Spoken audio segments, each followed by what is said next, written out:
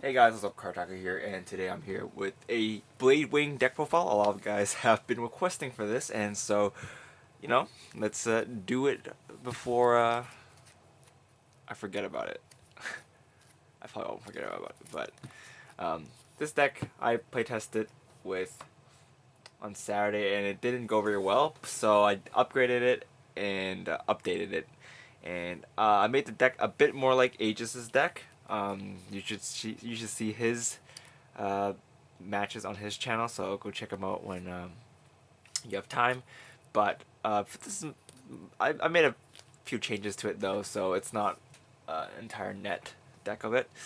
So yeah, starting Vanguard, we're going to run the Bat from G-BT03. Skill is kind of lost one, move this card into soul charge 2, and if you have 6 soul or more, draw a card. Mainly just to get his soul charge. I believe he runs the new starting Vanguard that stays in the soul. I don't really like it, but I can see why he would run it.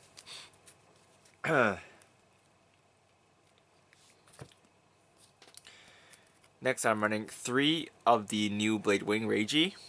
Skill is Soul Blast 15. When this card attacks, if you have Blade Wing Reijy in your soul, you may pay the cost. If you do, this card gets plus 15,000 power and plus 2 critical. So it's a pretty strong skill, I guess, but the second skill is where it mainly shines. It's kind of last one. Choose 3 cards in your hand, discard it, and if you have a grade 3 Vanguard that's not this card, then at the end of the battle that card attacked, you can ride this card as stand.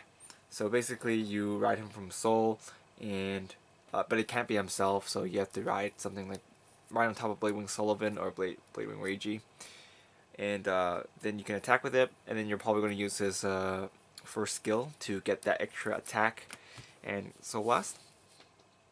So yeah, I'm running 3 of him. Don't really need more than 3 because his skill is activated. His main skill is activated from Soul. So for the most part, you want him in Soul instead.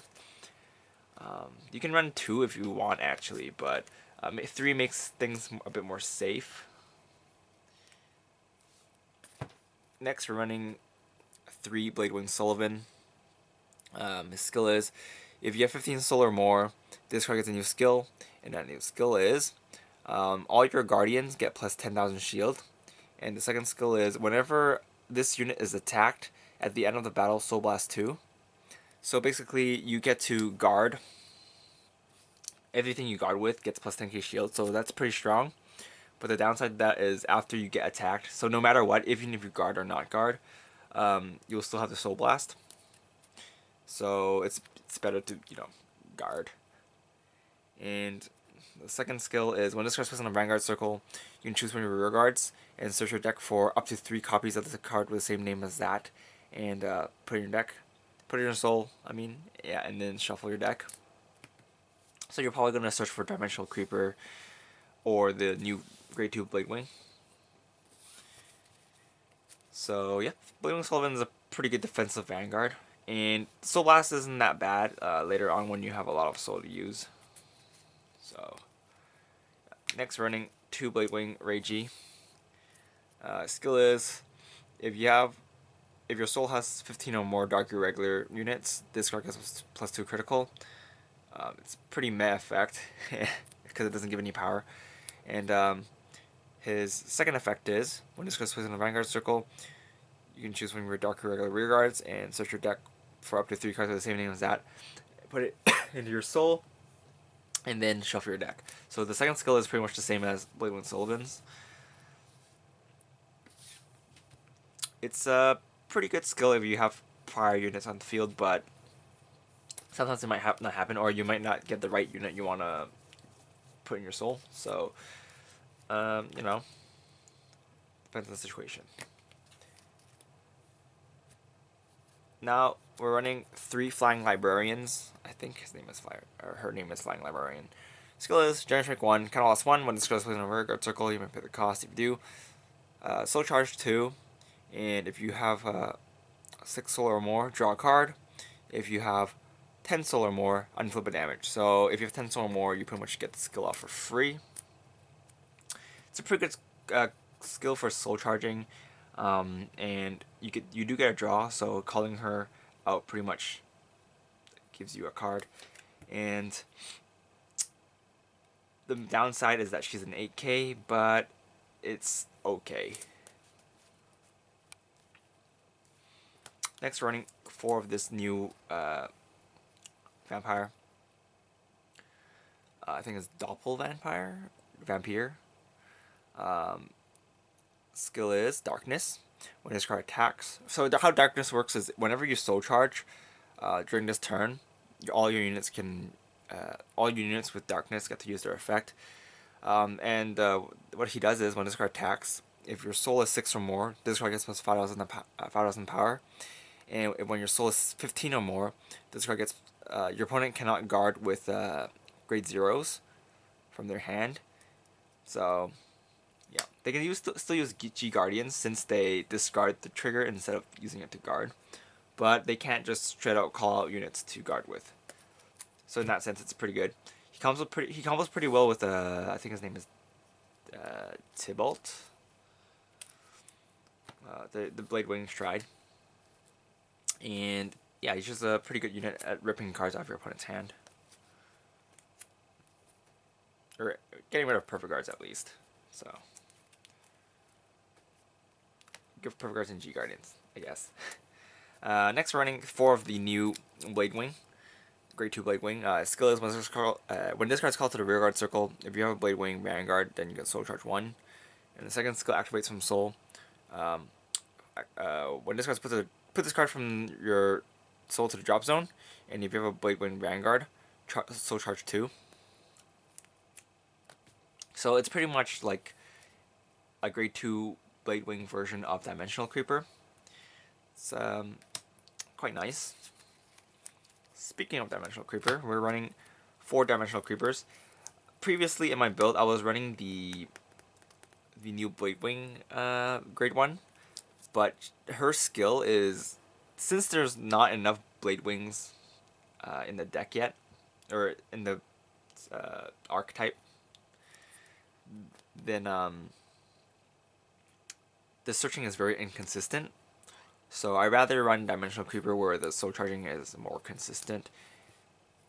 And yeah, he's also really nice to have on the field so that you can clone to put in your soul. Next, we're running 3 Blade Wing Doreen. Use this card to get power. Combos pretty good with a lot of guard restricting cards. So she's nice to have. Her skill is during your main phase, whenever a card is put into your soul, if you have a Dark Irregular Vanguard, this card gets plus 3,000 power. So in this build, I believe everything does soul charge in the main phase, so there's not really any problem with that. Next, running 3 Stride Fodders, because Stride Fodders. Next, running 1 Quintet Wall. If you guys saw my video I posted yesterday, then you're gonna know why I'm running 1. And even besides that, I find running more than 1. You can run 2, I guess, but running 1 is good, especially when you have Blade Wing Sullivan, because it pretty much makes it a perfect guard, except unless you're playing with decks that hit for ridiculously high numbers. Otherwise, it's pretty much a perfect guard for a +1. Oh, she also has a skill. Her skill is well, it combines with the her own Quintet Wall skill, but skill is +1. When your Vanguard is attacked during the battle, you can play the cost.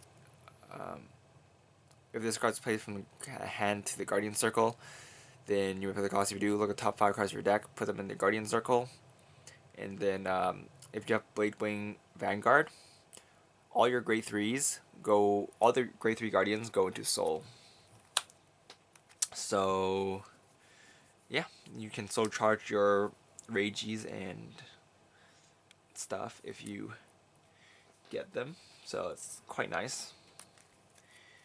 So we're running 3 Perfect Guards otherwise. A quick reminder, do not run Perfect Guard Gs if you're running Quintet Walls, because you will not be able to use Perfect Guard Gs from your if they're called from the top of your deck, because the way it's worded, Perfect Guard Gs, I believe all of them only work if they're placed from your hand.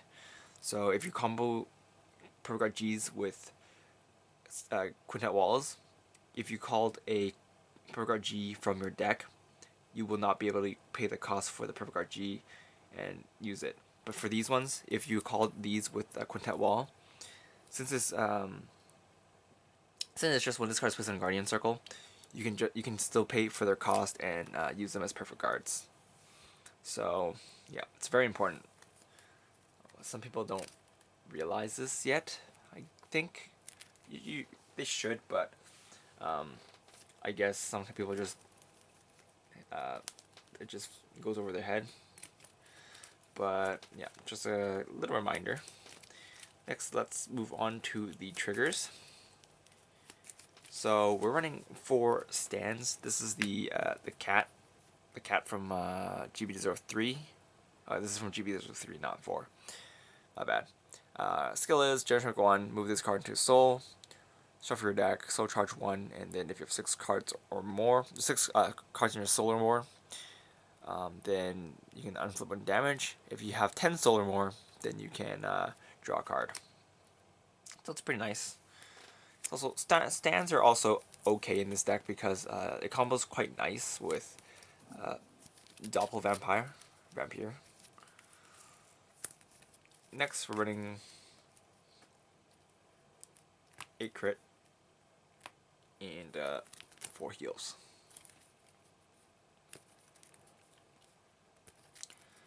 Not running any draws because I don't really want to run draws in this deck. She almost serves like as a draw, not really, but if you do have user skill, then you do get a draw card. So yeah, but then you lose this, but it's fine because you get a soul charge, so you can activate your darkness, which only he has in this build or for your deck. Alright, let's move on to G-Zone. I think I'm overrunning for this video, but it's fine. Alright, so for the grade 4s, we're running 4 Tybalt. I think his name is Tybalt. Skill is, when this card is placed on Vanguard Circle, if you have a Blade Wing Heart, put your whole drop zone into your deck and shuffle your deck. And then if you have 15 soul or more, during this turn, this unit gets a new skill, Vanguard Circle. All front row rear guards get plus 10,000 power. If not, then you soul charge 5. So he's a pretty good card. The reason I'm running 4 is because it's for whenever you're running low in deck, you just go place in a Vanguard Circle, and then you just go, okay, let's restart the game, pretty much. Yeah. So you can combo it with your Reijy play so that you soul blast your soul back into your drop zone so that you can place this on your Vanguard Circle next turn and shuffle your deck if you live that long, or if your opponent lives that long. That it's yet to be seen yet. But yeah, and his plus 10k skill works pretty well with Doppel Vampire, so it's nice. Next, we're running 1 Federic, I think his name is Federic. Skill is choose a card from your hand, put it into soul. During this turn, this card gets plus 1,000 power for every soul you have. So if you have 10 soul, it gets plus 10,000 power.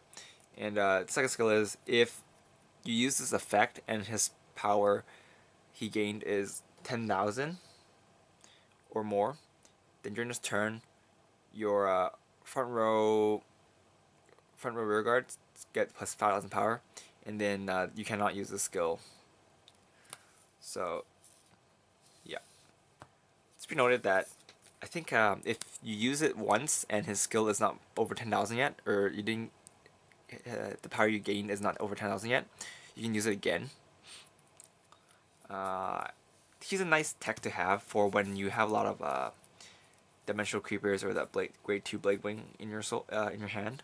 Most of the time it's dimensional creeper because this guy, he works when he's called on the rear guard circle too, so probably going to keep that and use it as attacker. Next, running Irregular. I think it's Irregular. I don't know these names.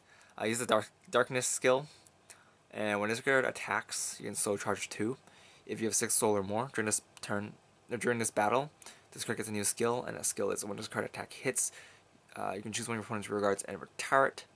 And if you have 15 soul or more during this battle, this card gets plus 1,000 power for every soul you have. So it's quite a nice tech. Next, running the old one from G-BT07. When this card attack hits, you can soul charge 2, and then if you have 6 or more, draw a card. So if you need more hand, then I guess she's there for you. And then we're running 4 for Gilderai. His skill is, once per turn you can G-flip himself, and then if you have 10 soul or more, he gets plus 10,000 power. And then if you have 15 soul or more, then he gets a new skill, and his skill is when this card attacks during this battle, your opponent cannot call grade 1 or above units to the Guardian Circle from the hand. And you have 2 or more cards in your G-Zone face up, this card gets an extra critical. So, yeah. He's a really good finisher. I still think he's best in a Amon deck, but because of Barmaid, but he's still pretty okay if comboed with Doreen. On to the G Guardians. We're running 1 Dismal. Mainly, he is here to protect your Doppel Vampire if you need to. Running 2 of the new G Guards. Skill is when this card is placed on a Guardian Circle, if you have 10 or more soul during the battle this turn, he gets plus 10,000 power.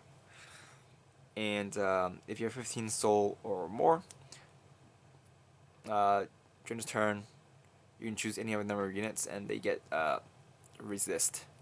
So the resist is mainly to protect yourself from Kagero, I guess. So yeah.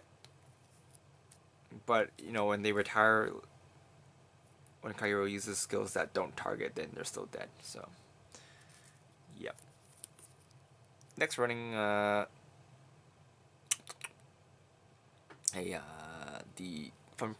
one from Fighters Collection. Because when this card is placed on a Guardian Circle, you can soul charge 2. If you have 6 soul or more, this card gets plus 5,000 power, or 5,000 shield. So it becomes a 20k guard. It's quite nice. So yeah, that's pretty much it for this deck. I think 2, 3, 4, 5, 6, 7, 8, 9, 10, 11, 12, 13, 14, 15, 16. Yeah, that's right. Thought I was missing something, but yeah. Thanks for watching, guys. This is Card Otaku, and I'll see you guys later.